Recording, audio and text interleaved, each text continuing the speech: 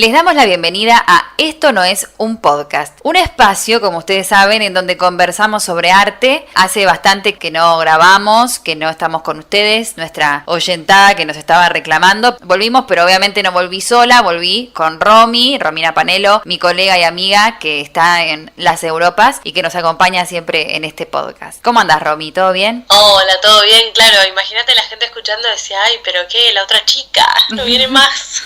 ¿Qué pasó? Bueno, nos tomamos un poquito de vacaciones, merecidísimas. Pandemia también en el medio. Claro, sí. Volvimos, que es lo importante, ¿no? Esto es su trabajo también. O sea, necesitamos tiempo para invertir en... Claro. Ustedes nos escuchan, pero todo esto tiene, por supuesto, un trabajo de fondo, una preproducción, una postproducción, y eso lleva mucho tiempo. Así que ese tiempo lo usamos para las vacaciones y ahora retomamos. Sería como una segunda temporada, ¿no? Algo así. Podríamos decir la segunda temporada, aunque no sé, las temporadas tienen que tener como un hilo conductor. No sé si tenemos un hilo en la primera, ni si lo vamos a tener. No, la verdad que hilos, no sé. ¿Cuál era el tema de hoy? Bueno, el tema de hoy ya veníamos hablando con Romy de que nos gustaría hablar de los retratos. Si bien tocamos varios géneros artísticos en este programa siempre, hablamos de los retratos que son tan comunes, ¿no? Porque bueno, es un género muy conocido y también es como el sentido de la pintura durante mucho tiempo. O sea, la razón por la que se hacía pintura era para retratar, ¿no? A diferentes personas, a diferentes individuos. Desde un momento y en un espacio particular también. Tal cual. Siempre que arrancamos un tema, incluso para investigarlo, es como que bueno, tenemos que delimitar un poco de qué vamos a hablar, no podemos hablar de todos los retratos. Surgen preguntas como que bueno, ¿cuándo podemos decir que hay un retrato? Es tipo, cada vez que aparece una figura humana hay un retrato, no sé, ¿no? Claro, esas son interrogantes que empiezan a surgir. También en pintura, vamos a hablar de escultura, también hay retratos en escultura. ¿Cómo me doy cuenta? Uh-huh. Y también pensando como que cuando es una representación de una deidad, ¿es un retrato? Lo asociamos a un individuo, claramente. Y ahí no hay referente, digamos, cuando se trata de una deidad, excepto que se haya un referente escrito, ¿no? Vemos un retrato, tiene un poco de lo documental también, no se cree como que tiene esto de lo documental, porque cuando lo intentamos definir, ¿qué decís? Decís, bueno, es el retrato de una persona, la representación de una persona, o es cómo esa persona se veía en ese momento de su vida también. Y esa persona que no se parece a ninguna otra, ¿no? Que es ella se parece a sí misma. Me empezaron a venir ideas de qué retratos había, de reyes, ¿no? En general. Claro, sí, de gente que podía ser retratada, ¿no? Faraones, sobre todo los faraones, ahí había bastante, ¿cómo decirlo?, dismorfia, podríamos pensar. Uh-huh. Bueno, entonces para hablar también de los retratos pensamos también en autores. Un autor que ya hemos traído a este podcast, que es Todorov, es un viejo conocido, que escribió sobre los retratos. Él hace como una especie de recorrido de los retratos, de cómo fue representándose más que nada el individuo a través del tiempo, ¿no? Entonces lo que él dice es que con la representación, no solamente que el ser humano se lo identifica, sino también que se lo valoriza de algún modo, ¿no? Por ejemplo, el equivalente del retrato en el lenguaje sería la biografía, la historia de la vida de una persona. Y él se pregunta cuál es la concepción del individuo que nos transmiten estas formas en las que es representado también. ¿Qué nos dice esta representación de este individuo? Como decíamos antes, tiene que el artista captar, el pintor, en este caso de la pintura, estos rasgos que lo distinguen de otras personas, ¿no? Que lo hacen igual a sí mismo, nada más. Bueno, históricamente, por supuesto, como vos decías, estos retratos se hacían en Egipto, se hacían en Creta, pero él dice que todavía no se puede hablar como de individuos porque si bien tienen algunas características físicas particulares, por ejemplo, uno lo hacen como con sobrepeso, a otro lo hacen con cara de malo y demás, que serían como referencias individuales, se dirigen estos retratos más que nada a los dioses, ¿no? Porque bueno, estaban pensados para el más allá también. Sí, en cuanto a los faraones, sí. En cuanto a reyes, creo que era una cuestión de, bueno, mirá mi grandeza, ¿no? Todo este poder que tengo. Claro, sí, como una también, razón para ostentar, ¿no? Una razón más. Ostentoso totalmente. No sé si recordás estos retratos del Fayum, los siglos 1 a 3 después de Cristo, pero también estaban destinados para acompañar al muerto al más allá. Eran como retratos que se pintaban en las tumbas, digamos, en una especie de mortaja, ¿no? Pero eran bastante individualizados los rostros en estos retratos. Como que son tardíos, ¿no? Claro. En la cultura egipcia. Claro, son más tardíos. Egipcia, igual los retratos estaban como bastante photoshopeados, vamos a decir, ¿no? Como que los hacían bastante perfectitos. Sí. Sí, muy esquemáticos. esquemáticos también. Para que lleguen bien más allá. Claro, sí, muy esquemáticos, con esta ley de máxima representación en donde se veían, viste, todas las partes del cuerpo, ¿no? Todo esto con un sentido, por supuesto, religioso. Claro. Y si bien en Egipto no toda la representación del individuo es funeraria, como que están, viste, a mitad de camino, dice Todorov, entre los dioses, los hombres. Entonces es como que, bueno, el individuo, digamos, no lo vemos acá, ¿no? Dice también que en Grecia también es difícil de hablar de individuos representados, porque tenés imágenes que sirven para funciones conmemorativas, en donde los destinatarios de estas imágenes serían los seres humanos, y por otro lado tenés la función glorificadora, en donde estaban los retratos de jefes de Estado, de filósofos, de soldados, pero en realidad, dice él, no se apunta al individuo en sí, sino a la excelencia de la obra de ese individuo. O sea, es como que representan en realidad algo más abstracto. Y él dice que recién es en Roma en donde encontramos lo que para nosotros corresponde a esta representación fehaciente del individuo, y todo esto se lo debemos a la erupción del Vesubio, básicamente,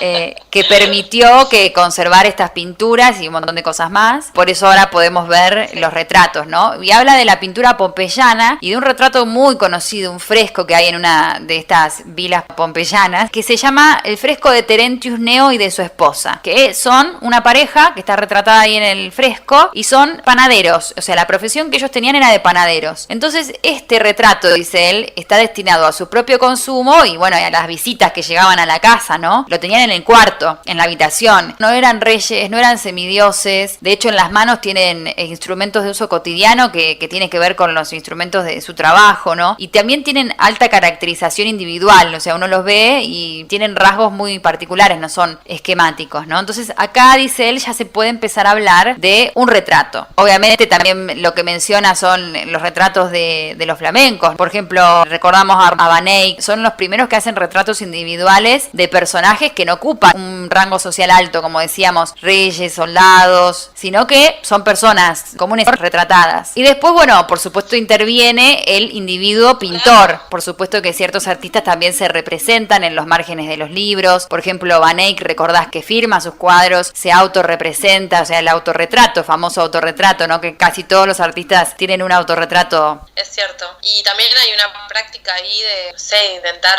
porque es tu misma persona, ¿no? Es como que te estás trabajando sobre tu imagen. Es interesante el concepto de autorretrato. Uh-huh. Bueno, ahora lo hacemos mucho, ¿no? Con la selfie, pero en ese momento era una cuestión de días y días. Claro. Sobre vos mismo.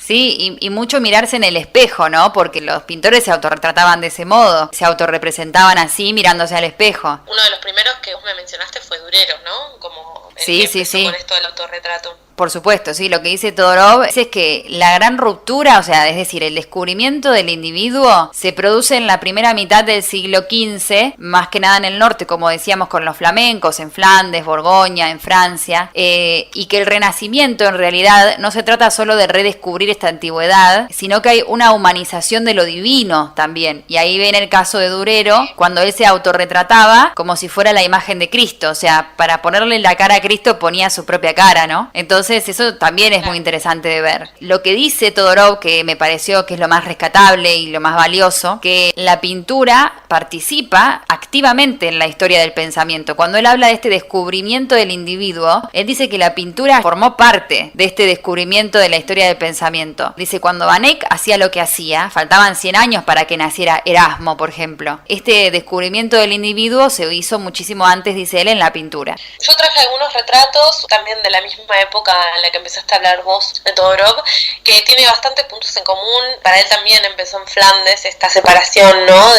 O esta distinción del individuo en el retrato. Y también para él tiene que ver con esta humanización de lo divino. No lo dice con esas palabras, pero en cómo analiza el cuadro del que quiero hablar, lo podemos ver bien. Bueno, él empieza a hablar de esto, de dónde empezó a separarse, de tratar de encontrar el quiebre. Habla de los retratos en la Edad Media, de que aparecían como a través de los donantes, ¿no? Que cuando se encargaban pinturas para las iglesias, los donantes empezaban a aparecer, ¿no? Como, bueno, yo pago, quiero aparecer en el cuadro. Claro, es mi alma la que tiene que ser salvada, por favor, acuérdense todos. de mi cara. Claro. Y bueno, que de a poco eso va cambiando en diferentes puntos. Habla también de Italia, pero principalmente en Países Bajos, en Flandes. Y dice que, bueno, termina en este retrato libre, que sería que el único objetivo de esa pintura o de esa escultura es mostrarse a sí mismo. No tiene otro objetivo que el de mostrarme. Uh-huh. No estoy presentando la obra que comisioné, o no estoy, ¿no? Como al lado de un santo. Soy yo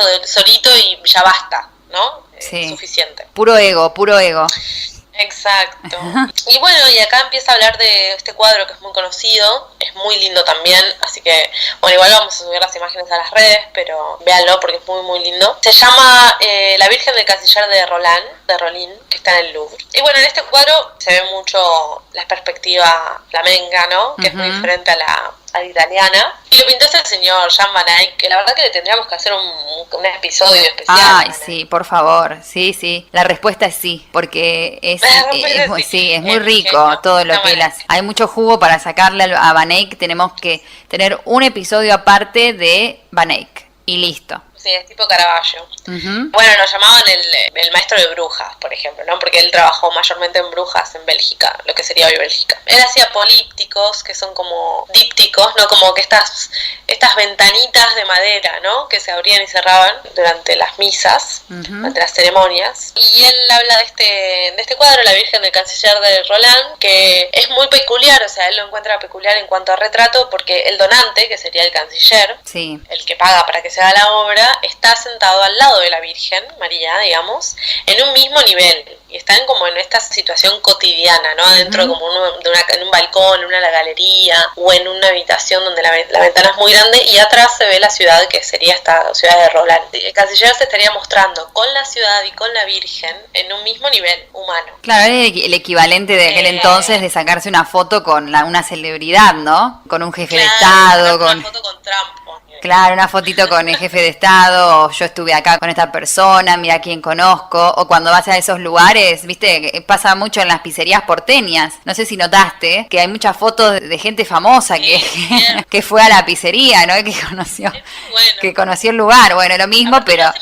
pizzerías que en otros restaurantes, ¿viste? No sé, claro. La pizzería es como más de eso. Esta gente tan conocida que uno ve en la tele solamente, estuvo acá en esta pizzería. Bueno, lo mismo el canciller, ¿no? Estuve con la Virgen tomando un té y... En vez de tener la fugaceta atrás, tienen a la ciudad. La Virgen me pide consejos a mí, una cosa así, ¿no? Y más también como que, bueno, tengo el mismo poder, o voy a cuidar igual que la Virgen cuida sobre nosotros de esta ciudad. Bueno. Sí, es una relación muy favorable en ese momento para él.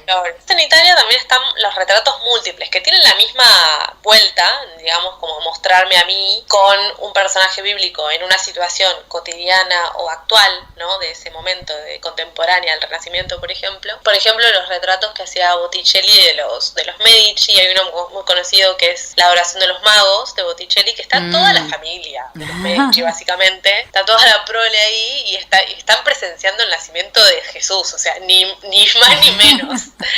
Pero ¿cuántos años? Vos no habías nacido, ¿no? Porque no le daban los números, pero lo importante es el significado, ¿no? Pero aparte, tranquila escena, o sea, ellos estaban presenciando el nacimiento de Jesús, está bien. Entendimos, digo, lo que quisieron decir, lo que quisieron hacer con esa imagen, ¿no? Propaganda. Sí, claro. Bueno, y también los podemos reconocer, ¿no? Decimos, este es tal. Hay algunos rasgos que quizás se repiten, ¿no? En otros retratos que puede decir, bueno, esta puede ser la misma persona, ¿no? Claro. Y después menciona un retrato que a mí me encanta, que es el hombre del turbante rojo. No sé si lo tienen. Sí, espectacular. Es uno de mis favoritos, de Van Eyck también. Y este sí, ya está como el individuo, el ser humano solito, encima con fondo negro, mirándote a los ojos, básicamente. Sí, es muy intimidante esa mirada. Sí, y bueno, y él empieza a decir como que, bueno, empiezan a aparecer este tipo de retratos súper íntimos y solamente con la persona. También se me vienen a la cabeza los de Leonardo da Vinci, ¿no? Claro. Que bueno, si bien era un poquito posterior, pero también esa idea como del individuo ya siendo suficiente como para estar solo, ¿no? Sin ni siquiera un fondo. Claro, como que el individuo solo justifica el quehacer de ese cuadro, ¿no? La motivación para hacerlo. Sí, sí, totalmente, porque antes es verdad que pensá que la mayoría de los encargos eran con una función religiosa, ¿no? O con una función que está relacionada con el poder. Si bien estos retratos también están relacionados con el poder, pero más directo, ¿no? Como un rey, como un faraón, como lo que hablábamos antes. Y también relacionado con la religión de ese momento. Pero bueno, ahí encuentran el quiebre. Así que creo que están de acuerdo. Sí, al principio como que estaban en relación con los dioses y después como que también el ser humano se pone al mismo nivel, ¿no? Como esto que vos decías del canciller, como Durero auto representándose como Cristo, poniéndose al mismo nivel de todas las deidades, ¿no? Sí, bueno, y me parece que esta idea de representarnos ahí en fondo negro, 3/4 de perfil, con unas características, como veníamos diciendo, que hagan a esa imagen propia, ¿no? Diferente de los demás, por ejemplo, con una mascota, ¿no? O con cierta vestimenta. Sí, empiezan a estar estos pequeños detalles. En general se los representaba con atributos, ¿no? Con cosas que tenían que ver con la función de esa persona, o ejerciendo su función. Claro, con elementos de la profesión también. Bueno, y también hace una diferenciación entre los retratos italianos y flamencos respecto a el ambiente, ¿no? Para Fran Castel dice que los retratos italianos eran más distantes, ¿no? Más, como más lejanos. Lo que decías vos al principio, de este paisaje de fondo que suele estar en los retratos, también es distinto en Flandes y en Italia. Y en Flandes se encuentra esta intención más intimista, ¿no? Claro. De que el personaje sea como más cotidiano, no sé, que esté haciendo cosas cotidianas, que no se lo represente tan frío y así como muy armadito. Se me vino a la cabeza Brosino, que es otro artista italiano que es más de la época manierista, pero sus retratos son súper fríos y también me encantan, como si el ser humano fuese una pieza de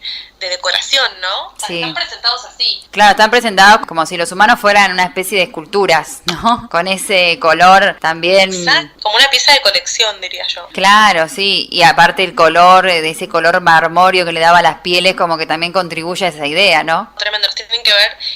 Uno muy conocido es el retrato de Lucrecia Panciatichi.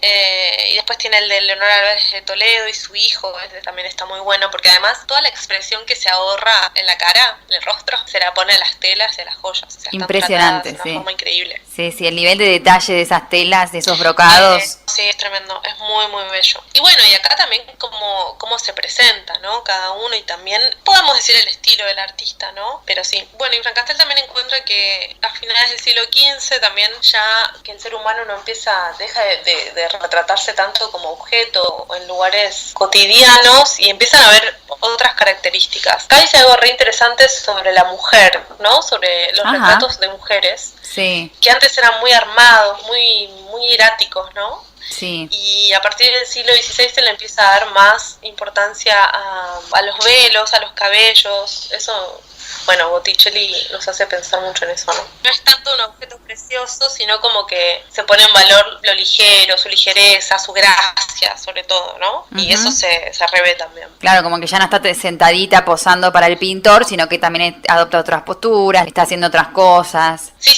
y además se empieza a ver como bello estas características, que aparezcan unas mujeres que se vean ligeras y con gracia. Claro. Bueno, entonces en cuanto a la elección de los retratos que a vos te gustaron, elegís todos estos que menciona Fran Castel y alguno más que te haya así como interpelado. No, de este periodo no, pero después se me vinieron también a la cabeza los de Andy Warhol, que en realidad no sé si llamarlos retratos. Creo que es algo nuevo, pero tiene mucho que ver con el retrato, me parece. Ajá. Él lo llamaba screen test. Bueno, ustedes saben que Andy Warhol, además de hacer la latita de Campbell, que todos conocemos, filmaba, ¿no? Él hizo bastantes innovaciones. Hizo cine experimental. Cine. No tanto del cine, en realidad, sino más del arte video, ¿no? Del videoarte. Hizo películas, hizo un par de películas, y también tenía pequeños como cortos. Pero estas se llaman screen test, y es como, generalmente cuando se va a hacer una entrevista, ¿no? O cuando se va a filmar una película, hacen pruebas de cómo se ve, ¿no? De la imagen. Y esas pruebas como que no están dentro del film, ¿no? Son pruebas, claramente. Claro, se sacan, son material que después se descarta, ¿no? Claro, es como material medio de edición, si podemos decirlo, ¿no? Y bueno, él hacía esto, ¿no? Pero específicamente filmar screen test, ¿no? Pruebas de pantalla. Claro. No filmar screen test mientras o cuando voy a hacer otra cosa, sino filmarlas específicamente como eso. Tiene bastantes, las pueden ver en YouTube, igual las vamos a subir, pero tiene, bueno, una de Bob Dylan, una de Lou Reed, duran, no sé, entre 2 y 5 minutos, más de eso, ¿no? Y es la persona, es el rostro de la persona bien como encuadre de retrato, mirando a cámara o a veces no mirando, pero la cámara lo apunta, ¿no? Y se mueve. Entonces es una imagen en movimiento que a la vez yo creo que es un retrato, yo lo tomo como un retrato. Me parece que lo interesante es que ya es una imagen en movimiento. Es cierto que la reconocemos porque sabemos quién es Bob Dylan y sabemos quién es Lou Reed, pero tienen ciertas características, ¿no? También. Uh-huh. Las personas saben que están siendo filmadas, además.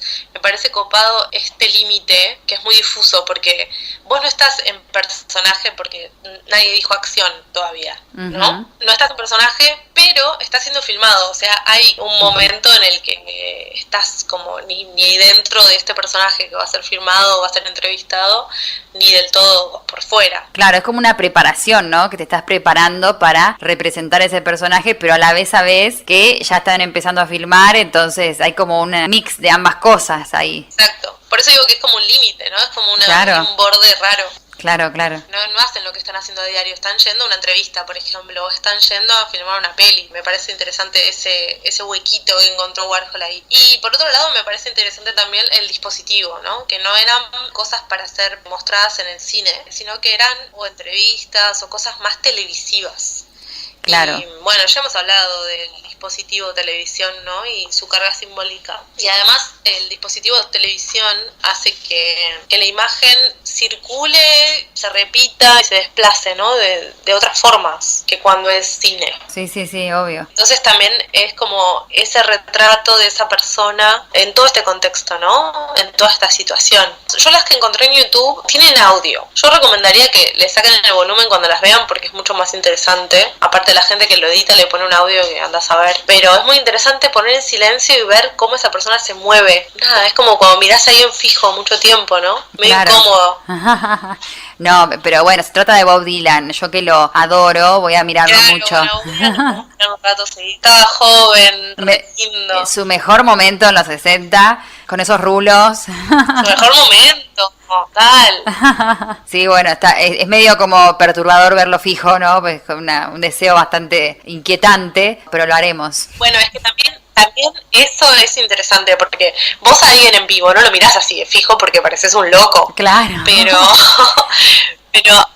Pero a través de la cámara, como sabés que no te está mirando el otro, estás ahí, los mirás y ves sus gestos y cómo se mueve, ¿no? Como... Qué interesante esa parte, porque es como que Warhol entonces nos pondría en el lugar de un voyeur, ¿no? De alguien que ve con la ventaja de que no es visto, de alguien que espía, ¿no? Entonces esto también implica cierto grado de placer, no sé cómo llamarlo, ¿no? Yo puedo ver, pero no me pueden ver, ¿no? Esa mirada también es interesante o nos pone él en ese lugar. No, totalmente. Y para mí la clave acá es que es justo ese momento en el que todavía no se dijo acción, ¿no? Uh-huh. Estás ahí como preparándote, pero medio que no sabes. Muy, muy interesante. No sé si querés charlar vos de los que encontraste. Con respecto a los que elegí yo, también como decíamos antes, son retratos que nos han marcado, interpelado de algún modo, analizarlo, ¿no? Un poco más y demás. Uno de los retratos que más me gusta del mundo mundial es el retrato de Giovanna Tornabuoni, que lo pintó Domenico Ghirlandaio. Lo hizo más o menos en el año 1488. Si lo ven, es un cuadro de una mujer de perfil que responde también a estos famosos cuadros que se hacían en el Renacimiento, a estos retratos que eran de perfil, ¿no? Que era como este perfil que le llamaban de moneda, ¿no? En ese entonces. El perfil que vos te referís es bien perfil, es tipo silueta. Bien perfil, bien marcado el perfil tipo silueta, sí. Que se acostumbraban también a hacer en ese momento. Y bueno, a mí me encantaba, por ejemplo, ella tiene un peinado que es hiper elaborado. Me encantaba el detalle que había en ese peinado. Me encantaba también el detalle que había en la vestimenta que ella usa. Quería averiguar más, sobre este retrato, analizarlo un poco más. Y encontré como una perspectiva de género también para ver esta especie de retrato. La autora Joan Kelly, la historiadora Joan Kelly, en el año 1977, ella publicó un ensayo que se llamaba ¿Tuvieron las mujeres un renacimiento? Y ahí Y en este ensayo, ella lo que hace es como rebatir un poco la opinión de Burckhardt, que lo conocemos como un gran historiador del arte, a Jacob Burckhardt, que escribió un texto clásico llamado La cultura del Renacimiento en Italia. Y él decía en este texto, entre otras cosas, que el Renacimiento supuso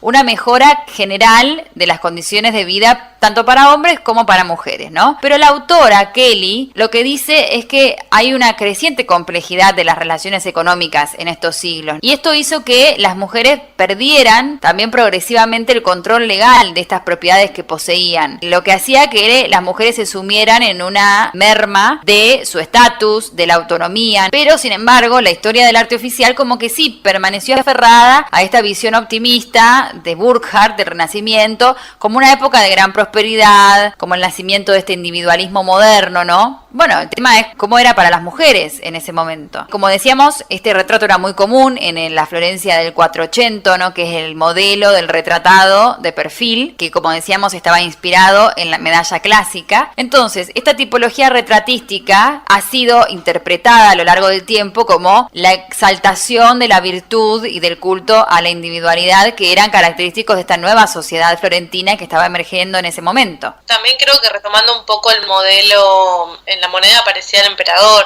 antes, ¿no? Claro, en la antigüedad. Como retomando esa idea de poder y de prestigio.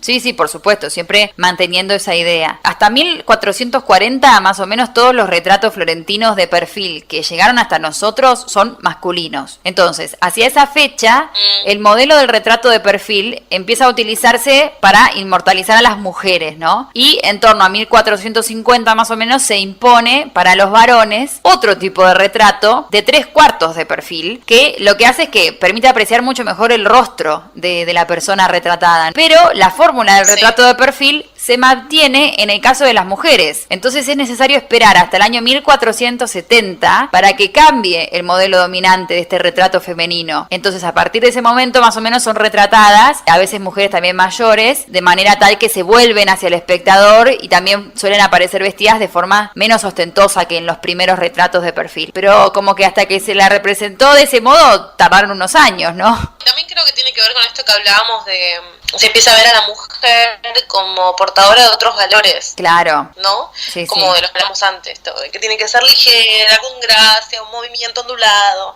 Y empieza a aparecer eso también. Y antes no, antes era como, bueno, una representación y más vista como, no tanto como musa, ¿no? Empieza a verse como una musa, me parece. Claro, lo interesante que dice también la autora, que con respecto a esto, ella se pregunta, bueno, ¿por qué? ¿Cómo se explica que haya persistido el retrato femenino de perfil hasta una fecha tan tardía? ¿Y en qué medida también intervienen estos retratos en la socialización de estas mujeres de alta alcurnia, ¿no? Patricias. El retrato, digamos, estaba relacionado con que eran recién casadas o que eran prometidas en matrimonio, ¿no? Entonces, de esta manera el cuadro funcionaba como una prueba de la alianza que estaría forjada por el padre y por el marido, de estas dos casas memorables que se unen. El retrato de ella vendría a ser como un símbolo de esto, ¿no? Con respecto a este retrato de Giovanna, ella, por ejemplo, vemos que en el hombro tiene un atuendo muy rico y en el hombro tiene grabada una L, que es la inicial del marido. Y también tiene el emblema triangular de la familia paterna, que está bordado en el manto dorado. Entonces, ella se convierte de algún modo en la herencia de los Tornabuoni y está enmarcada, como vemos atrás, por un nicho. Ya no tiene un paisaje, no tiene nada de eso, sino que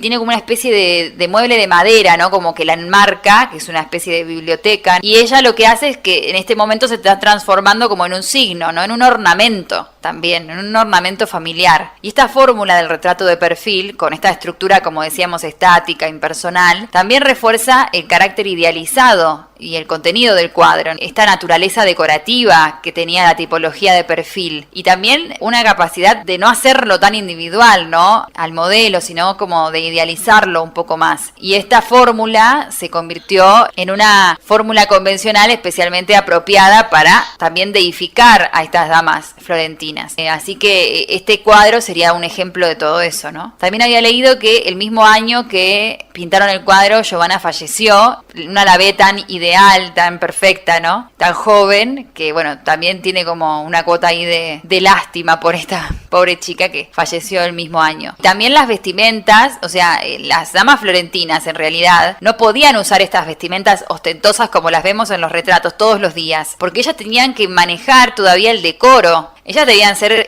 personas austeras. No, además que contratar a un pintor era una cuestión, que no es que lo hacía todo el mundo. Claro. Y el día que venía el pintor o los días que venía era toda una preparación. Claro, y aparte ellas, no, como te decía, no podían usar estos vestidos diariamente porque tenían que ser austeras, como bueno, dicen las escrituras. Entonces las joyas y los vestidos se los ponían para ostentar adelante del pintor, o sea, para que las retratara y las inmortalizara de este modo. Y nosotros ahora en la actualidad las vemos así, pero no necesariamente tenían que ser así. De hecho estaba mal visto o era una falta de decoro que estuvieran con las joyas todos los días. Bueno, y también un dato de color de este cuadro es que Domenico Ghirlandaio, cuando hizo este cuadro, atrás de ella puso un cartelito que dice: si pudiera el arte retratar su carácter y su virtud, habría en el mundo pintura más bella. De nuevo, ¿no? Con esta idealización que tiene que ver... Claro, que tiene que ver no solamente con ella, con la idealización del individuo, sino también con la belleza interior, ¿no? Si se quiere. Porque habla de la virtud, habla del carácter, ¿no?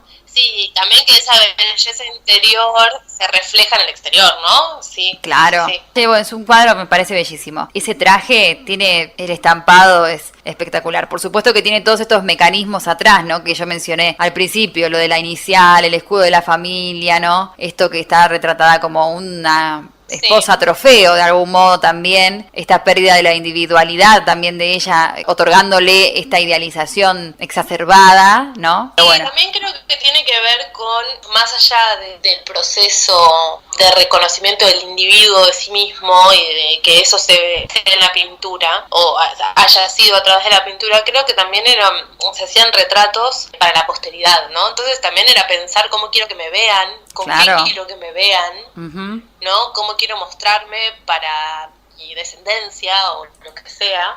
Y también había una carga ahí social muy importante. Sí, el estatus ante todo, ¿no? Sí, totalmente. Ese me gusta mucho ese.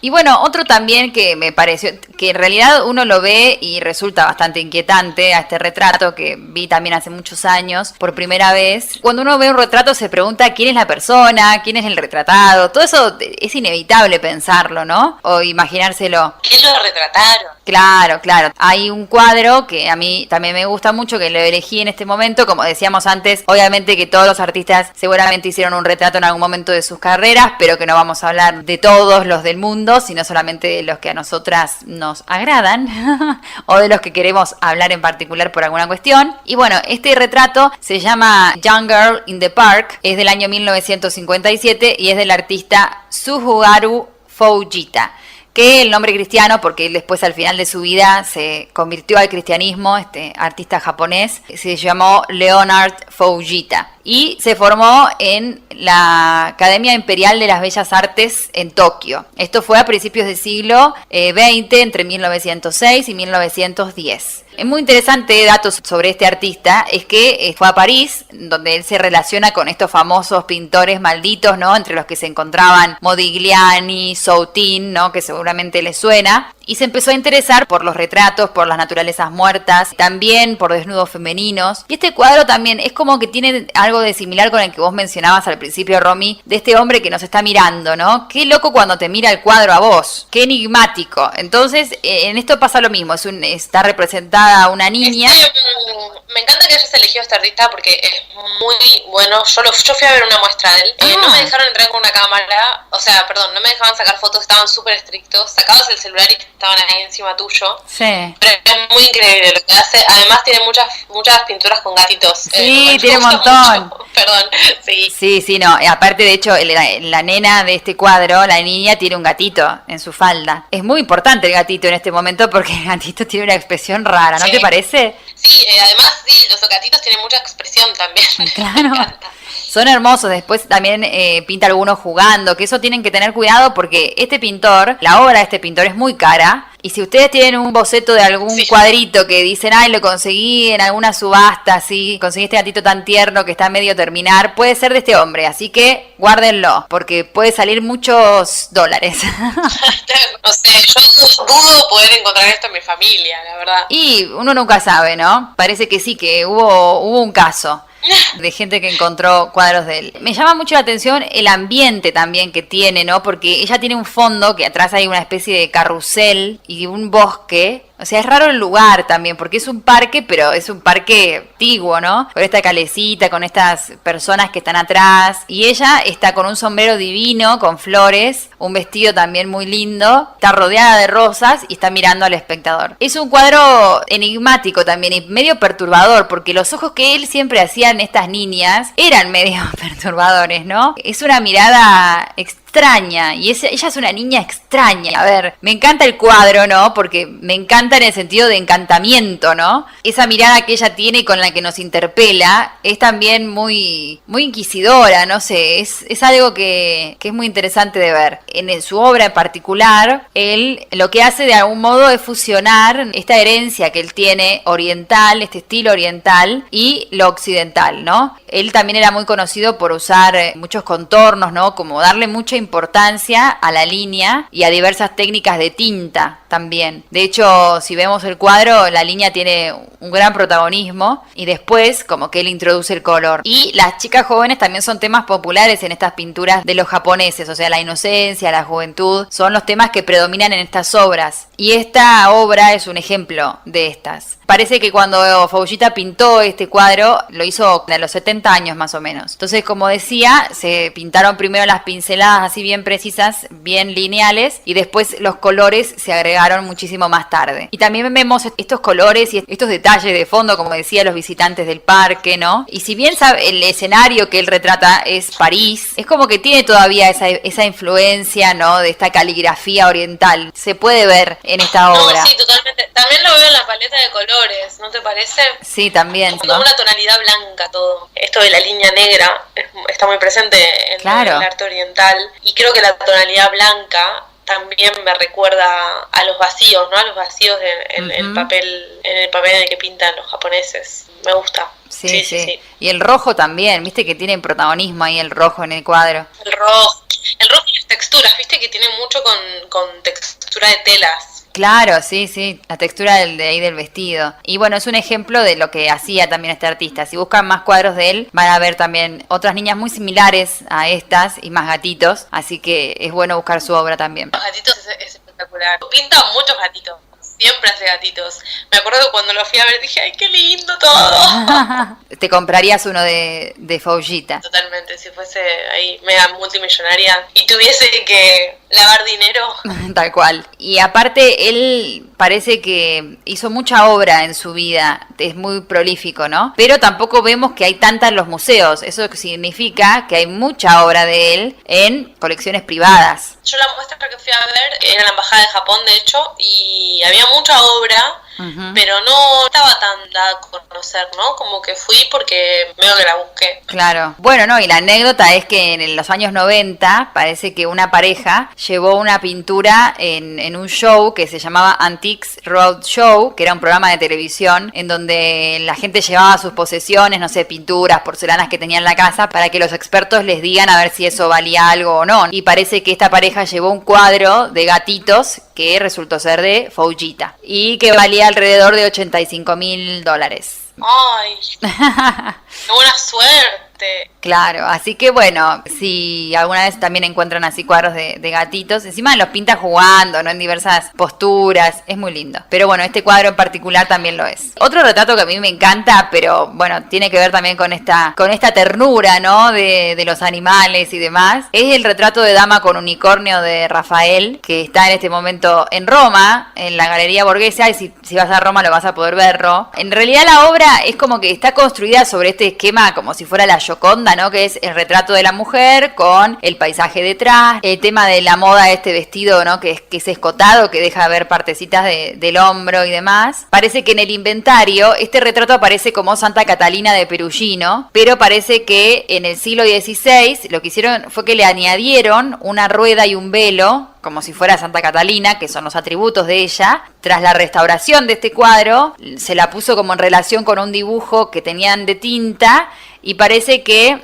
esta niña, digamos, se la pudo identificar como Maddalena Doni, por la alusión también a la virginidad, porque ella tiene en la falda un unicornio. También es una chica joven, ¿no? Y las joyas, bueno, cuestión que se la terminó atribuyendo a la retratada, ¿no? Como Maddalena Doni y a Rafael. Pero es bellísimo el unicornio. Es un unicornio que tiene una textura, tiene un pelaje como suave, ¿no? Como si fuera un corderito, algo así. Creo que ya lo dijimos en el podcast, que el unicornio alude siempre a la virginidad, y bueno, este retrato aludiría a la virginidad también de la retratada, a su pureza, a su inocencia, ¿no? El unicornio aludiría a eso. Tiene unas patitas también muy, muy tiernas, muy logradas. No sé si vos lo viste, Ro. También esto me hace preguntarme esto del retrato, ¿no? Porque se le atribuyó a una santa que no era. Como que, ¿qué es importante en el retrato? Que reconozcamos a quién es, que sepamos quién fue esa persona o cómo esa persona se muestra. Claro, y en este caso el concepto, ¿no? Que es este concepto de santa, ¿no? De pura, de casta. Entonces, ese mensaje lo seguía teniendo, ¿no? Cuando fue atribuido a Santa Catalina, digamos. Me gusta que en tus ejemplos haya gatitos y unicornios. Es que sí, es que debía estarlo porque la consigna era, bueno, vamos a hablar de lo que nos gusta, ¿no? Encima es un unicornio tan tierno porque es chiquito, lo puede tener en la falda como un perrito, es bebé, es precioso, la verdad. Bueno, a mí también me gusta mucho, si bien no preparé pero me gusta mucho el de Matisse, el de retrato de la raya verde, que no, sí. Igual lo vamos a subir, pero es muy, muy bueno importante también. Muy lindo los colores. Los de Picasso o no, otra vez tú, bueno, claramente, hay una deconstrucción del retrato total. Sí, sí, tal cual. Bueno, también a mí lo que me llamó la atención, que esto es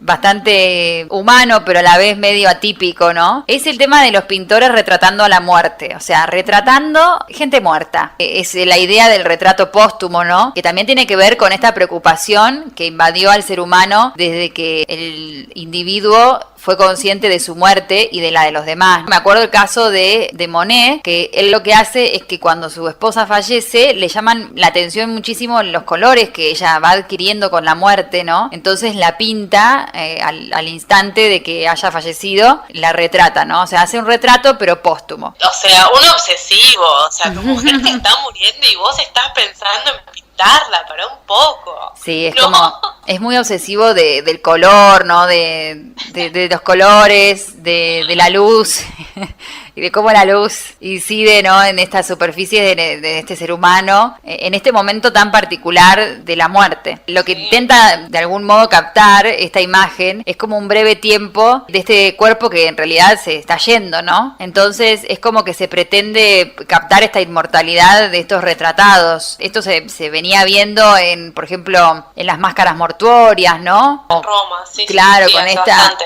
Con otro sentido, claramente, con otra función, pero... Claro, pero a él como que le llamaba mucho la atención el tema de los colores. Uno cambia de color cuando ya no está más vivo, ¿no? Entonces... Cuando abandona la vida. Esta mujer de Monet falleció a los 32 años de edad, tuvo una larga enfermedad. Lo que se muestra es el rostro pálido, ¿no? De este ser querido que era Camille Monet. Se nota que tiene pinceladas así rápidas, los tonos son siempre azulados, violáceos. Él dice que él se sorprendió observando a esta mujer muerta, entonces lo que hizo fue buscar los tonos que la muerte imprimió en el rostro de esta persona, azules, amarillos, grises y demás. Tuvo esa necesidad. Sí, necesidad de retratar la muerte, básicamente. Claro, sí, La muerte en su esposa. Bueno, y otro que también pintó a la muerte, o un retrato de alguien que estaba fallecido, fue Egon Schiele. Él tiene un cuadro que se llama Madre Muerta, que es de 1910, en donde se puede ver también como un bebé que está envuelto en una manta, y arriba del bebé, con la cabeza inclinada sobre él, una mujer muerta, que es la madre de este niño. En esta imagen, digamos, está en juego todo, ¿no? La proximidad de la vida, porque está el recién nacido por un lado, y la muerte por por otro con la madre muerta, ¿no? Él retrata como las manos, el rostro de la madre todos huesudos, tiene que ver con estas características que nos da la muerte, ¿no? Por supuesto que desde un punto de vista lo hace totalmente pesimista, trágico y demás. Pero bueno, también me pareció interesante estos retratos que no tienen que ver con la vida, sino con la muerte. Me gusta esto de pintar la muerte, porque es cierto que en los retratos mortuorios no se lo pinta muerto, se lo pinta como estaba vivo, ¿no? O en las esculturas, como cuando estaban vivos, no cuando estaban muertos. Muy interesante. Bueno, hablando de muerte, yo tengo a Tiradentes. Sí, también otro, bueno, ese también es un retrato de muerte. Muerto, cuando no retrataron. Pobre hombre, una vida muy dura, muy dura. Igual a veces pienso que quizás toda la gente de esa época vivía muy duramente y bueno, nada, y nos olvidamos. Pero ese señor no se llama Tiradentes. Tiradentes quiere decir tiradientes en portugués, ¿no? Era odontólogo, entre otras cosas. Claro. Fue militar también. Vamos a hablar de un retrato que se hizo, vamos a cambiar de eje un poquito, ¿no? Vamos a hablar de retratos oficiales, si queremos. Como en la misma línea de reyes, papas, presidentes, esta línea en la que los países de Latinoamérica estaban intentando independizarse de sus colonias, españolas, portuguesas, inglesas, depende de cada caso, se estaban gestando los estados nacionales, ¿no? Acá en Latinoamérica. En este caso es el de Brasil, ¿no? Pero es muy temprano en Brasil. Todavía estaba la corona portuguesa en Brasil. Entonces este hombre es más o menos del siglo XIX. Se llamaba Joaquín da Silva, más conocido como Tiradentes, porque bueno, era odontólogo y se lo conoció así. Más o menos en el año 1822. Brasil todavía era una colonia y bueno, había claramente mucha opresión. Era de Minas Gerais, que es una región, para que se ubiquen, más o menos está Río de Janeiro, un poco más al norte, hay una región bastante grande que es de Minas Gerais. En 1822 o a partir de 1800 como que explotó el mercado minero. La explotación minera era como descubrieron oro y hubo una fiebre, todo el mundo iba a buscar oro ahí. Bueno, claramente cuando hay mucha materia prima rica y hay una colonia, un imperio colonizador, lo que va a pasar es que va a haber más trabajo, va a haber más opresión y va a haber más explotación. Y bueno, esto estaba pasando. Entonces esta gente que vivía en Minas Gerais tenía que pagar impuestos muy altos y este hombre, a Tiradentes, se le ocurrió como disentir, ¿no? Dijo, me parece que esto no está tan bien. Injusticia. Claro, dijo, me parece que esto no está tan bien, no está tan bueno, que la estemos pasando tan mal. Entonces se organizó, se empezó a juntar con gente, ¿no? Que estaba en su misma sintonía, por decirlo de alguna manera, y empezó, nada, lo que hoy conocemos como una manifestación, ¿no? Empezó a organizar movilizaciones. La cosa es que empezó a organizar movilizaciones, hizo una y como que fue bastante revoltoso. La cosa es que dentro de su grupo, o del grupo que él frecuentaba, había un espía. Sí, un espía, por supuesto, ¿cómo no va a haber un espía? Siempre alguien ayudando al opresor. Siempre. Y esta persona le debía bastantes impuestos a la corona portuguesa, entonces dijo, bueno, voy a entregarles a este revoltoso, ¿no? A este zurdito, básicamente. Se los voy a entregar así me perdonan la deuda. Claro. Entonces, bueno, a la próxima que estaban organizando, como que hubo ahí medio una emboscada y arrestaron a la mayoría del grupo, que eran como 34. Los arrestaron y la cosa es que, bueno, una cosa lleva a la otra, todos o fueron liberados o les redujeron la condena, salvo a Tiradentes. Tiradentes fue condenado a muerte, lo ahorcaron en un acto público, porque en ese momento era bastante común. Como un gesto aleccionador, digo, de que esto les va a pasar si se sublevan o si se quejan de algo. No, exacto. Fue totalmente un gesto aleccionador, como que fue la primera revuelta en contra de la corona portuguesa, en contra del imperio colonizador, y tenía que demostrar que esto no se podía seguir haciendo porque no. Fue condenado a muerte 1792. O sea, imagínate, esto será siglo XVIII y recién en el siglo XIX empiezan a querer gestarse los estados nacionales. Claro. Y es en este momento que en Brasil se hace el retrato de Tiradentes en 1893, cuando también se hacen los retratos de muchos de nuestros próceres, ¿no? También se gestan en este periodo. Bueno, entonces el retrato que hace Pedro Américo, artista brasilero, en este momento en el que se necesitaban encontrar figuras, porque también hay un proyecto político detrás de independizarme de la colonia. Y en ese proyecto político yo necesito armar una historia, necesito tener una historia propia. Así es, sí. Y parte de eso era encontrar figuras, encontrar héroes nacionales. Y Tiradentes era uno de ellos. Entonces se hizo un retrato de él muy particular.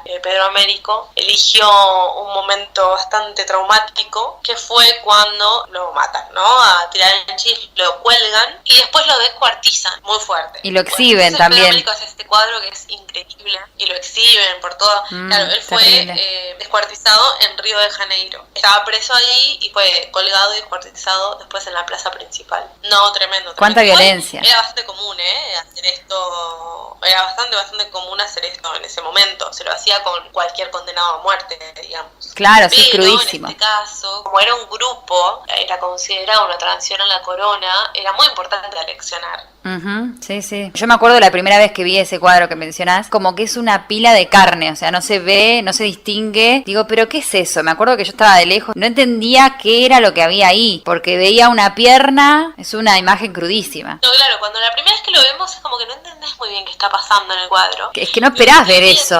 No, aparte los tonos son bastante pastel, ¿no? Es como claro. que todo parece medio lindo, medio tierno, pero no, en cuanto a color. Bueno, Pedro Américo hizo este cuadro y lo intentó exhibir y fue rechazado claramente, por razones obvias cuando lo vean, porque además era en este momento en que les digo en que se que tenían que crear héroes, y es como que nos hagan a nosotros un Belgrano descuartizado. Es sí, muy sí, fuerte. sí. También genera un poco de los que están, digamos, a favor de crear esta idea, como vos decías, de nación y de formar esta historia, de decir, mirá lo que ha sufrido esta persona por sublevarse o por luchar por un lugar mejor, no por una nación independiente. En realidad lo que él intenta hacer es mirar cómo sacrificó Tiradentes su vida por todos nosotros, ¿no? Como una especie también de Cristo, del sacrificio que esta persona tuvo que hacer en pos de este nacionalismo, ¿no? Entonces es como de doble filo la imagen. Sí, totalmente. Además, creo que es súper innovador este tipo de retrato, porque en este momento que decimos, se va a crear una figura de un héroe nacional. Y hay un héroe nacional en este momento que refiere directamente a un proyecto progresista, que es el prócer, ahí como lo vemos en el billete, por ejemplo. Claro. Acá no. Acá es totalmente lo opuesto, y creo que esto también tiene que ver con su rechazo, ¿no? Porque fue rechazada la obra. De hecho, hay muchos documentos que desmienten que de hecho haya sido descuartizado de esa manera. Ajá. Como que él no siguió una guía documental de cómo fue realmente su ejecución, sino que lo exageró y lo llevó como un lado más romántico, si podemos decirlo así, para generar este efecto que vos decís, esta reacción. Claro, sí, como una reacción más de shock. Es una especie de, ya te digo, lo comparo con Cristo, por supuesto salvando las distancias, pero una especie de crucifixión y del sufrimiento en pos de un mundo mejor, de una humanidad mejor y de un país libre, en este caso, ¿no? De la patria. De la patria, claro. Patria. Sí, hay muchas referencias, antiguo y clásico, hay muchas referencias a los descendimientos. Descendimientos llamamos a todas las pinturas que retratan el descendimiento de Cristo de la cruz. Hay mucha referencia a eso, mucha referencia a la piedad de Miguel Ángel, cómo cae el brazo, a pinturas de Caravaggio también, a la muerte de Marat, de David. Las líneas que son el eje de la pintura también nos llevan a pensarlo como una crucifixión. Hay una especie de altar que es donde en realidad subían las personas para ser colgadas después, ¿no? No sé si lo ubican, tipo un escenario. Claro, el patíbulo. Soga y te abren el piso, ¿no? Exacto. Entonces esto nos recuerda como una escena de un teatro, ¿no? Como un espectáculo también. Claro. Y la figura desintegrada, esto es súper fuerte. No hay una integridad en la figura del héroe nacional. La proporción, además de las partes, como que no está tan correcta, como que si agarramos cada parte, hay una pierna, por ejemplo, un brazo, una cabeza. La cabeza también recuerda a Cristo. Las proporciones, si las intentamos poner juntas, como que no dan un cuerpo muy proporcionado. Claro. No hay sangre, eso es muy curioso también. Sí. Porque si bien está descuartizado y vemos las partes del cuerpo, no hay sangre. Son como cortes bastante limpios, ¿no? Sí. Sí. Así que bueno, esta fue rechazada hasta los 60 más o menos, que recién ahí se empezó a mostrar. También vamos a encontrar una referencia con Goya y los desastres de la guerra, ajá, ¿no? Sí, también. Hay mucha referencia iconográfica cristiana también. Es muy interesante, y también es interesante que condensa toda la acción sin mostrar la acción del descuartizamiento. No se muestra, ¿no? Pero está ahí muy presente toda la acción. Claro, toda la violencia, por más de que no se muestre el momento, se nota en el resultado, en esa pila de elementos que no entendemos bien qué son. Y también creo que en Brasil había triunfado otro cuadro de Tiradentes que era como mucho más heroico, ¿no? En donde él estaba ahí esperando que lo ahorquen con una integridad física y una gallardía, ¿no? Esperando la muerte, pero era justo el momento antes de que lo mataran. valoran. Exacto, a esto voy con que se lo muestra íntegro, con dignidad, Claro. ¿no? Creyendo en ideales, y acá te lo muestran así, todo despatarrado. Que también, como vos decís, como que apela a otra emoción y tiene más que ver con una idea de mártir, ¿no? Tal cual, sí, sí. Es muy interesante ese retrato de héroe, ¿no? Y de cómo se lo ve. Sí, bueno, esto ha pasado en muchos lugares, en América Latina, en México también, con Hidalgo, ¿no? Como que se van retomando estas personas que empezaron como los primeros pasos, como que fueron abriendo camino para la independencia, y este es el momento de rescatarlos. Y bueno, me parece súper interesante como Pedro Américo decidió rescatar a Tiradentes. Me parece súper interesante. La verdad que sí. Bueno, también vamos a subir seguramente a las redes el cuadro para que lo vean. No apto para impresionables.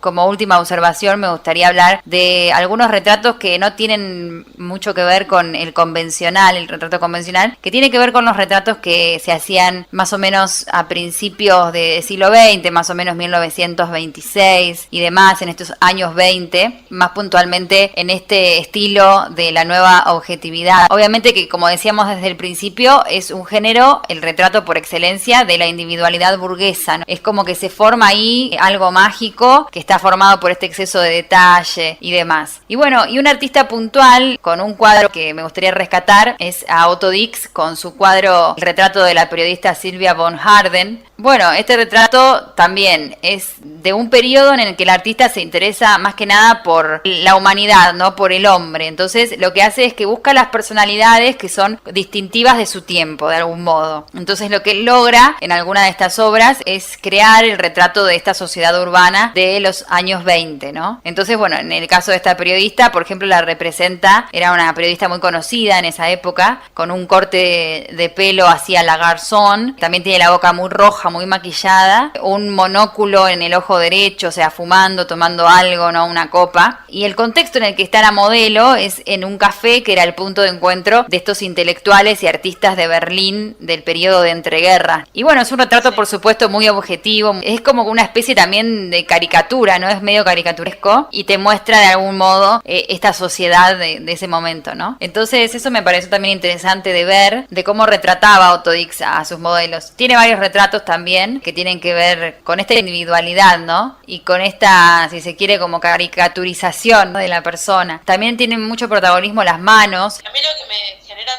los retratos de Otto Dix es como que el personaje está medio inquietante, ¿no? Como que no está del todo cómodo ahí en donde está. Claro. Como que está en un espacio extraño, un poco surrealista diría hasta. Pero sí, hay mucha caricatura también.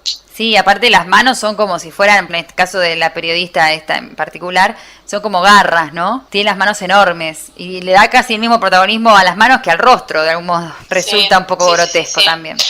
Pero también está muy buena la elección de colores, la elección de los objetos, que no son tantos, pero dice mucho del personaje y del espacio donde están. Claro, claro, porque a través de esta individualidad como que también pretendía retratar o decir algo más de la época esa en la que se estaba viviendo, ¿no? A través del individuo, digamos. En este caso de la periodista, por ejemplo. Acá es más como que no solamente destacar que soy un individuo y ya soy lo suficientemente importante para aparecer en un retrato, sino que ya hay como una personalidad, ¿no? Muy...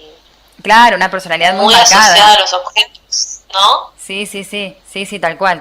A esta lupa que tiene, al martini, a lo que está tomando, a cómo se viste, a todo eso. Que ya, o sea, desde ahí, pero hasta ahora le damos mucha importancia. Así es. Sí, bueno, me pareció bueno traerlo como para ver algo distinto. Pues bueno, ahora ya no sé si se puede hablar de retrato hoy en día, me parece que ya... ¿Vos decís que es un género muerto el retrato? No, para nada. Cindy Sherman, que se hace autorretratos también, ¿no? Sí, no, la verdad que no considero muerto para nada porque me parece que mientras los humanos sigan existiendo van siempre a querer autorreferirse a ellos y referirse a otras personas, ¿no? En sus individualidades. Sí, mostrarnos, ¿no? Mostrarnos de una forma que no... Bueno, quién sabe cómo somos, ¿no? También, cuál es la realidad. Claro, construir una imagen, sí, ¿no? Sí, bueno, ahora con las redes es mucho más corriente quizás construir una imagen. Antes era como que, bueno, no tenías nadie que te pintara, bueno, ya está, te conoce el vecino y ya. Claro. ¿No? Pero esto de construir una imagen de nosotros mismos a través del autorretrato o a través de otro, sí, estoy de acuerdo que es un proceso cognitivo y me parece súper interesante lo que planteaste de que surge a partir de la imagen, me parece muy importante. Por supuesto. Y la imagen teniendo esta vital importancia, ¿no? Siempre en nuestras vidas. Por eso estamos acá. Por eso estamos acá, por eso volvimos con ustedes a hacer este podcast, más allá de que nos estuvieron reclamando también, volvimos. Acá estamos. Acá estamos. Así que bueno, espero que les haya gustado el episodio de hoy en el que intentamos hablar un poco de los retratos, de estas diversas maneras de ser retratos, ¿no? Bueno, si les parece nos encontramos la próxima, Romy, no sé qué pensás. Sí, me parece muy bien. Entonces nos volvemos a encontrar entonces en el próximo episodio de Esto no es un podcast. Hasta entonces.